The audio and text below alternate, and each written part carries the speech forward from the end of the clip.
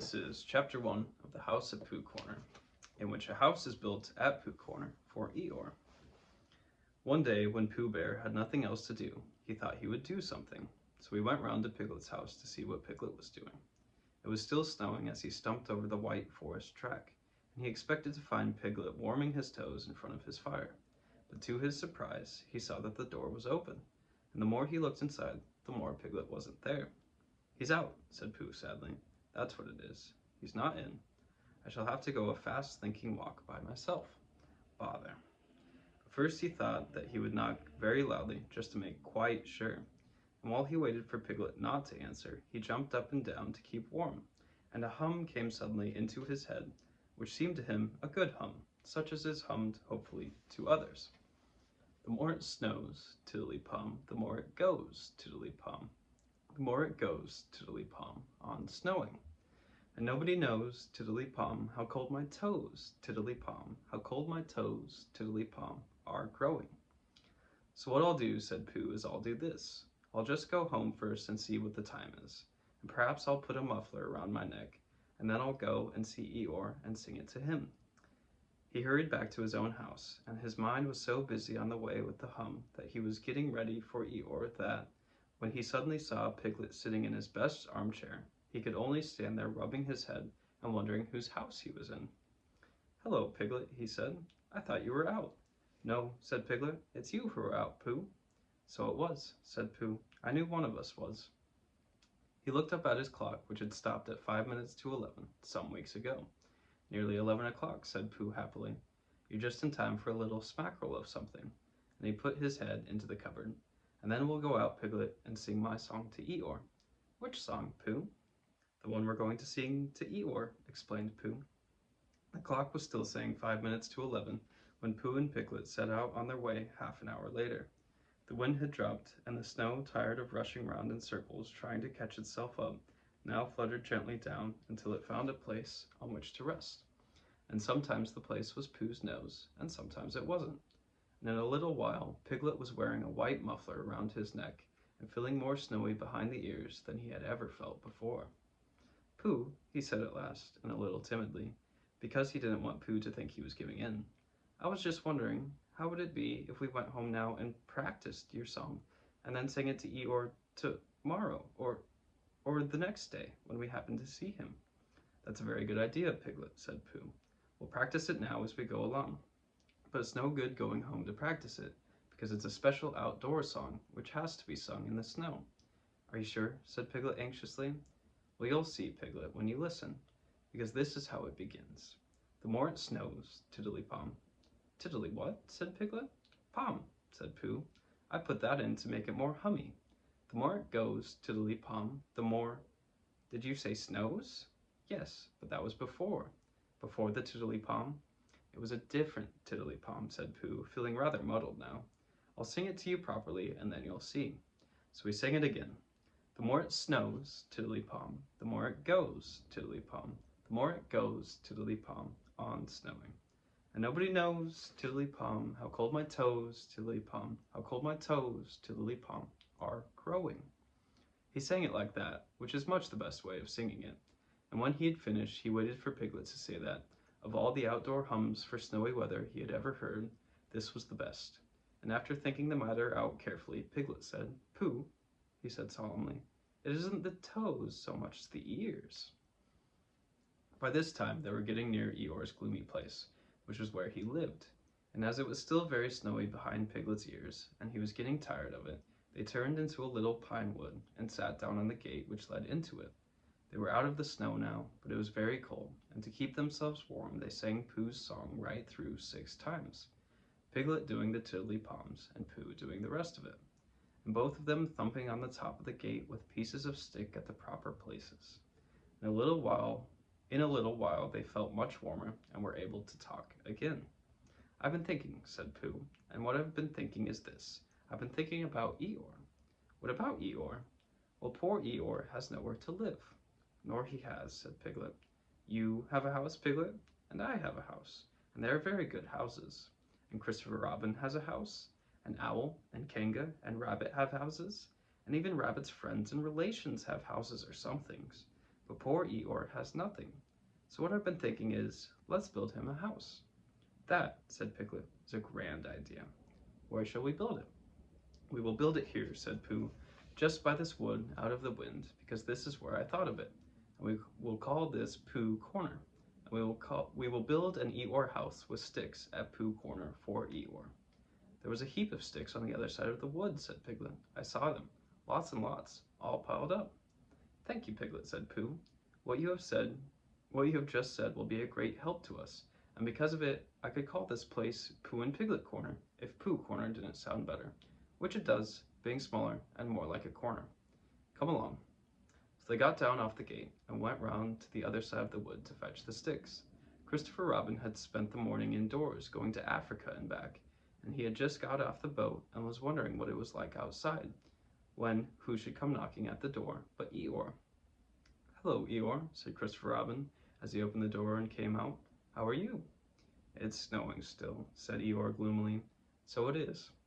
And freezing. Is it? Yes, said Eeyore. However, he said, brightening up a little, we haven't had an earthquake lately. What's the matter, Eeyore? Nothing, Christopher Robin. Nothing important. I suppose you haven't seen a house or whatnot anywhere about. What sort of a house? Just a house. Who lives there? I do. At least I thought I did. But I suppose I don't. After all, we can't all have houses. But Eeyore, I didn't know. I always thought, I don't know how it is, Christopher Robin. But what with all this snow and one thing and another, not to mention icicles and such like, it isn't so hot in my field about 3 o'clock in the morning as some people think it is. It isn't close, if you know what I mean. Not so as to be uncomfortable. It isn't stuffy. In fact, Christopher Robin, he went on in a loud whisper, quite between ourselves, and don't tell anybody, it's cold. Oh, Eeyore. And I said to myself, the others will be sorry if I'm getting myself all cold. They haven't got brains, any of them, only gray fluff that's blown into their heads by mistake, and they don't think. But if it goes on snowing for another 6 weeks or so, one of them will begin to say to himself, Eeyore can't be so very much too hot about 3 o'clock in the morning, and then it will get about, and they'll be sorry. Oh, Eeyore, said Christopher Robin, feeling very sorry already. I don't mean you, Christopher Robin, you're different. So what it all comes to is that I built myself a house down by my little wood. Did you really? How exciting! The really exciting part, said Eeyore in his most melancholy voice, is that when I left it this morning it was there, and when I came back it wasn't. Not at all very natural, and it was only Eeyore's house, but still I just wondered. Christopher Robin didn't stop to wonder.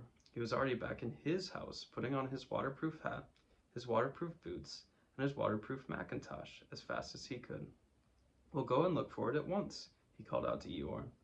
Sometimes, said Eeyore, when people have quite finished taking a person's house, there are 1 or 2 bits which they don't want and are rather glad for the person to take back, if you know what I mean. So I thought if we just went. Come on, said Christopher Robin, and off they hurried. In a very little time they got to the corner of the field by the side of the pine wood, where Eeyore's house wasn't any longer. There, said Eeyore, not a stick of it left. Of course I've still got all this snow to do what I like with. One mustn't complain. But Christopher Robin wasn't listening to Eeyore. He was listening to something else. Can't you hear it? He asked. What is it? Somebody laughing? Listen. They both listened, and they heard a deep, gruff voice saying in a singing voice that the more it snowed, the more it went on snowing, and a small, high voice tiddly-pomming in between. It's Pooh, said Christopher Robin excitedly. Possibly, said Eeyore. And Piglet, said Christopher Robin excitedly. Probably, said Eeyore. What we want is a trained bloodhound. The words of the song changed suddenly. We've finished our house, sang the gruff voice. Tiddly-pom, sang the squeaky one. It's a beautiful house. Tiddly-pom. I wish it were mine. Tiddly-pom. Pooh, shouted Christopher Robin. The singers on the gate stopped suddenly. It's Christopher Robin, said Pooh eagerly. He's round by the place where we got all those sticks from, said Piglet. Come on, said Pooh. They climbed down their gate and hurried round the corner of the wood, Pooh making welcoming noises all the way. Why, here is Eeyore, said Pooh, when he had finished hugging Christopher Robin, and he nudged Piglet, and Piglet nudged him, and they thought to themselves what a lovely surprise they had got ready. Hello, Eeyore. Same to you, Pooh Bear. And twice on Thursdays, said Eeyore gloomily. Before Pooh could say why Thursdays, Christopher Robin began to explain the sad story of Eeyore's lost house, and Pooh and Piglet listened, and their eyes seemed to get bigger and bigger. Where did you say it was? Asked Pooh. Just here, said Eeyore. Made of sticks? Yes. Oh, said Piglet. What? Said Eeyore. I just said oh, said Piglet nervously. And so, as to seem quite at ease, he hummed tiddly-pom once or twice in a what shall we do now kind of way. You're sure it was a house? Said Pooh. I mean, you're sure the house was just here? Of course I am, said Eeyore, and he murmured to himself, no brain at all, some of them. Why, what's the matter, Pooh? Asked Christopher Robin. Well, said Pooh, the fact is, said Pooh. Well, the fact is, said Pooh. You see, said Pooh, it's like this, said Pooh, and something seemed to tell him that he wasn't explaining very well, and he nudged Piglet again. It's like this, said Piglet quickly, only warmer, he added after deep thought. What's warmer? The other side of the wood where Eeyore's house is. My house? Said Eeyore. My house was here. No, said Piglet firmly, the other side of the wood. Because of being warmer, said Pooh. But I ought to know. Come and look, said Piglet simply, and he led the way. There wouldn't be two houses, said Pooh, not so close together. They came round the corner, and there was Eeyore's house, looking as comfy as anything. There you are, said Piglet. Inside as well as outside, said Pooh proudly. Eeyore went inside and came out again. It's a remarkable thing, he said. It is my house, and I built it where I said I did. So the wind must have blown it here, and the wind blew it right over the wood, and blew it down here, and here it is as good as ever. In fact, better in places. Much better, said Pooh and Piglet together. It just shows what can be done by taking a little trouble, said Eeyore. Do you see, Pooh? Do you see, Piglet? Brains first, and then hard work. Look at it. That's the way to build a house, said Eeyore proudly. So they left him in it, and Christopher Robin went back to lunch with his friends Pooh and Piglet, and on the way they told him of the awful mistake they had made. And when he had finished laughing, they all sang the outdoor song for snowy weather the rest of the way home. Piglet, who was still not quite sure of his voice, putting in the tiddly-poms again. And I know it seems easy, said Piglet to himself, but it isn't everyone who could do it.